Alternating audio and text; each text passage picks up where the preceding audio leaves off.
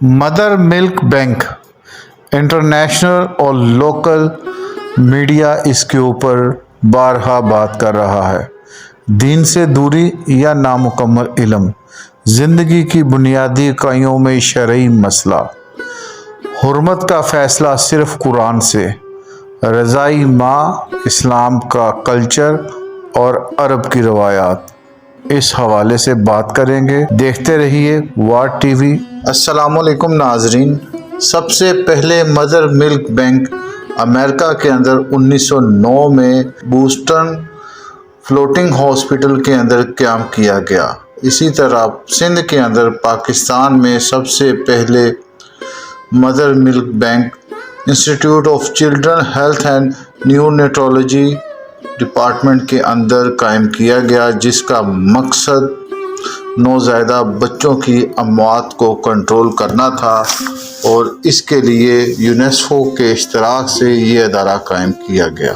इस अदारे को दारुल उलूम कराची की तरफ से एक जुज़वी फतवा देकर कायम किया गया, मगर दारुल उलूम कराची कुरंगी के उलमा इकराम ने इस पर तफसीली फतवा दिया और इसको बंद कर दिया गया। नाज़रीन इकराम, जैसा कि इस्लाम में शरई और हुर्मत के मसाइल बड़े वाज़ेह हैं, मगर आज कल लोकल और इंटरनेशनल मीडिया इस पर बहुत से प्रोग्राम कर रहा है और हमें तंग नज़र साबित करने के ऊपर तुला हुआ, जिसके लिए वो अक्सर ईरान और मलेशिया की मिसाल देते हैं, जहां पर इस्लामिक कंप्लायंस के एतबार से मदर मिल्क बैंक कायम है। जी बिल्कुल नाज़रीन, मलेशिया और ईरान के अंदर मदर मिल्क बैंक कायम है, जो कि इस्लामी शरिया के ऐन मुताबिक है और उनकी मिसालें बारहा दी जाती है।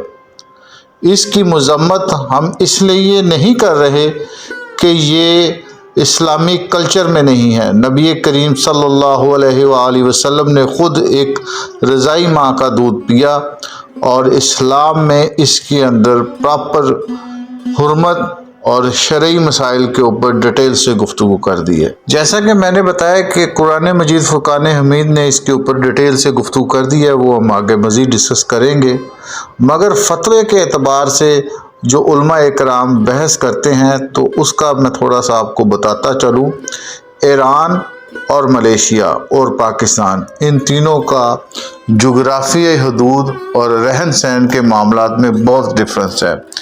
ईरान के अंदर किसी भी किस्म का अगर आप कोई जुर्म या कानूनी एतबार से कोई कानून के ख़िलाफ़ कानून शिकनी करते हैं, तो आप 24 घंटे में उनके कानून की गिरफ्त में आ जाते हैं। और यहाँ पे पाकिस्तान के अंदर हम लाहौर की मिसाल ले लेते हैं, जहाँ पे हलाल फूड जो कि मीट के तौर पे बकरे को हम इस्तेमाल करते थे, और बहुत से ऐसे वाक़यात अभी पब्लिक हुए कि गधे का गोश्त खिला दिया गया। तो इस्लाम के अंदर जब कभी फतवा दिया जाता है, तो वो उस लोकल एटमॉस्फेयर को देखते हुए भी किया जाता है। खुदा ना खास्ता, मैं ज़्यादा डीप में तो नहीं जा रहा। मदर मिल्क बैंक के हवाले से अगर उसको उसके शरई मसाइल के मुताबिक उसके ऊपर अमल नहीं किया जाता, जो प्रोवाइडर हैं वो अपनी डिटेल ठीक नहीं देते या कुछ भी उसके अंदर वो कोई भी किसी किस्म की मिलावट करते हैं दूध के अंदर, तो क्या इस पे किस दफ़ा और किस कानून के तहत इसको सज़ा दी जाएगी? ये एक छोटी सी मिसाल है। तो ईरान और मलेशिया ने अपने मुल्क के अंदर प्रॉपर कानून साजी की हुई है। सबसे पहला ये मेरा उन दोस्तों को जवाब है कि जब भी कोई आप इम्प्लीमेंट करते हैं, तो उसके लिए आपको प्रॉपर कानून साजी करनी होती है, जो कि पाकिस्तान में मदर मिल्क बैंक के हवाले से अभी नहीं हुई। अब मैं आपको कुरान मजीद फुरकान हमीद के हवाले से कुछ आयात का मफ़हूम बताऊंगा, जिसमें अल्लाह ने बड़ा क्लियर तौर पर बता दिया है हुर्मत के हवाले से और रज़ाई माओं के हवाले से। रे ज़्वाद आइन, ये الفاظ تین مل کر ایک معنی بناتے ہیں جس کا مطلب ہے بچے کو دودھ پلانا عربک میں۔ تو اللہ تبارک تعالیٰ قرآن مجید فرقان حمید میں سورہ بقرہ کی آیت نمبر 233 میں فرماتے ہیں، مفہوم کچھ یوں ہے، اور مائیں اپنے بچوں کو پورے 2 برس کے لیے دودھ پلائیں، اور یہ حکم اس لیے ہے کہ جو دودھ پورا کرنا چاہیں، اور دودھ پلانے والی ماؤں کا کھانا پہننا دستور کے مطابق بچے کے باپ کے اوپر لازم ہے۔ کسی جان کو کسی کی اطاعت سے بڑھ کر تکلیف نہیں دی جاتی، اور نہ ماں کو اس کے بچے کے باعث نقصان پہنچایا جائے، اور نہ باپ کو اس کی اولاد کے سبب۔ وارثوں پر بھی یہی حکم عائد ہوگا۔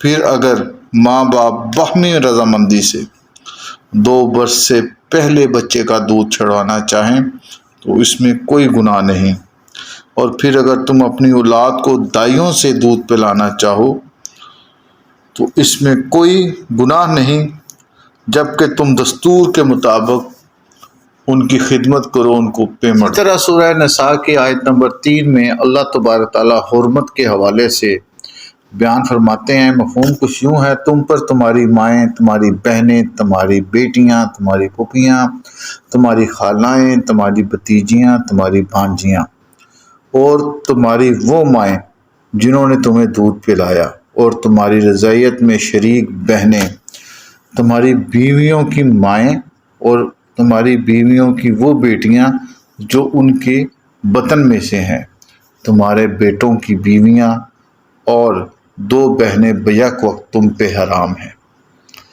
تو ناظرین، اللہ تبارک تعالیٰ نے سورہ نساء میں جو لفظ رضائی ماں کے اعتبار سے کسی ایک ماں کا ذکر نہیں کیا، بلکہ تمہاری رضائی مائیں، وہ مائیں یعنی کہ ایک سے زیادہ فیمیل آپ کو بیک وقت دودھ پلا سکتی ہیں، لیکن اس کے لیے جو حرمت کا، جو تقدس کا فیصلہ ہے وہ کرنا لازم ہے۔